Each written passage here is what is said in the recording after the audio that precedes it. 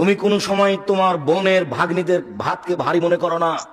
তোমার বউ কিন্তু বলছে বারবার, দেখো তোমার ভাগ্নি আছে, তোমার ভাগনা আছে, তোমার বোন আছে, তোমার বাপের দোস্ত আছে, কত মানুষ আছে, এত রান্না করা যাবে না।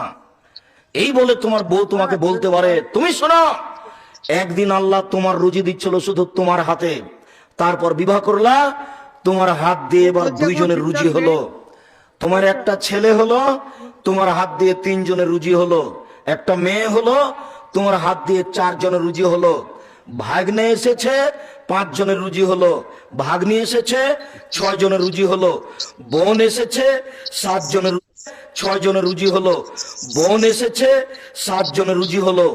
ভগ্নিপতি এসেছে, 8 জনের রুজি হলো। তোমার হাত দিয়ে আল্লাহ ব্যবস্থা করছে, তুমি করো, আল্লাহ বরকত দিয়ে দিবে। তুমি বলে দিও, আব্বা আমার কাছে খাবেন, আম্মা আমার কাছে খাবেন, আমার ভাগ্নে আমার কাছে খাবে, ভাগ্নি আমার কাছে খাবে, বোন আমার কাছে খাবে, দুলা ভাই আমার কাছে খাবে, আমার বাপের যত আত্মীয় স্বজন আছে সব আমার কাছে খাবে। তুমি